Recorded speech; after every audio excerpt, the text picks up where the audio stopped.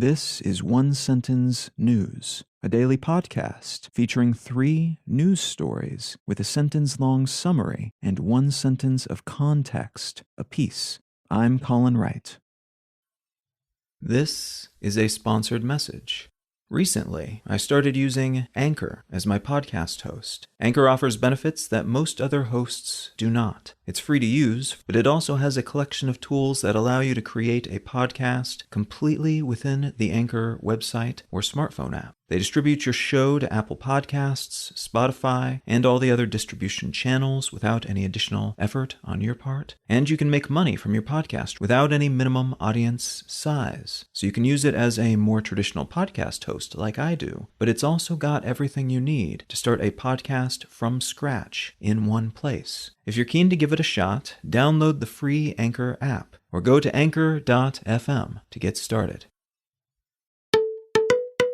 It's Thursday, March 31st, 2022. Let's talk about the news. From BBC News, Russia-Ukraine War Summary. The German government has triggered an emergency plan that will help it manage scarce gas supplies if Russia cuts them off from imports in response to a stand made by the G7 governments to not pay for Russian energy using rubles, as the Russian government is now demanding from what it considers to be unfriendly countries. Though the German government has thus far resisted calls to stop the inflow of Russian gas from their end. Belgium has expelled 21 Russian diplomats. The Netherlands has expelled 17. Some of the diplomats in both cases were accused of spying. Russia has vowed to retaliate against both countries and did retaliate against Estonia, Latvia, and Lithuania, sending 10 diplomats from the Baltic states home.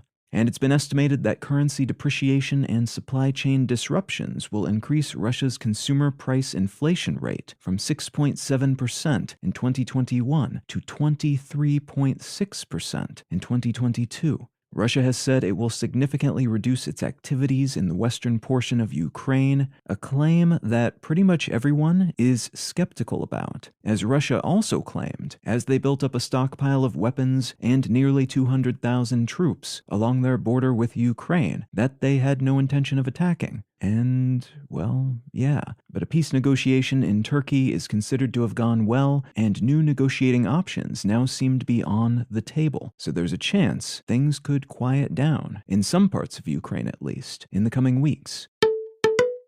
From Reuters, Sri Lanka suffers long power cuts as currency shortage makes fuel scarce. Sri Lankans experienced 10-hour-long power cuts yesterday and are expected to face the same or worse beginning today due to an economic crisis that has left them unable to pay for fuel shipments. Fundamental to this crisis is a shortage of foreign exchange resources, meaning currencies from other countries that are typically used on the common international market, and their stockpile of such currencies is down by about 70% from 2 years ago, which has left them struggling to pay for food and fuel, including a 37,000-ton shipment of diesel that is waiting for them to pay for it at a Sri Lankan port, but which cannot be unloaded and used to produce energy until they acquire the necessary foreign currency to pay the bill. That, in turn, is causing untold amounts of damage across their economy, as businesses are unable to open, food and medicines are spoiling, and manufacturing cannot proceed, lacking stable electricity.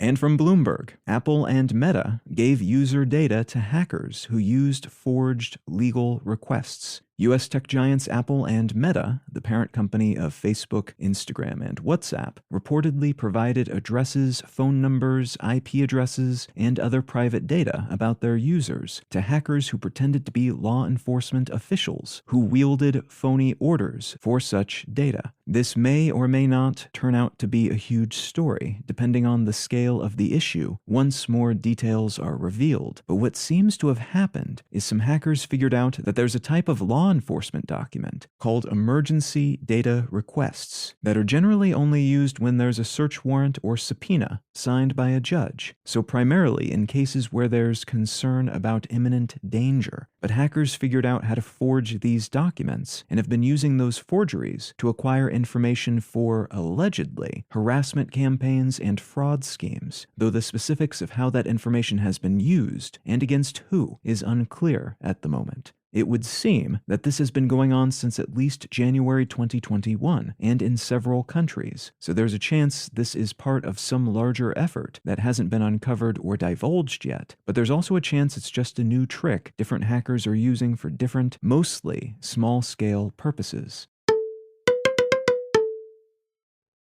If you're finding some value in One Sentence News, consider leaving a quick review wherever you get your podcasts and or sharing the show with a friend. You can find out more about this show or subscribe to the email version at onesentencenews.com. And you can support this and other related projects, like the Let's Know Things and Brain Lenses podcasts, at understandery.com.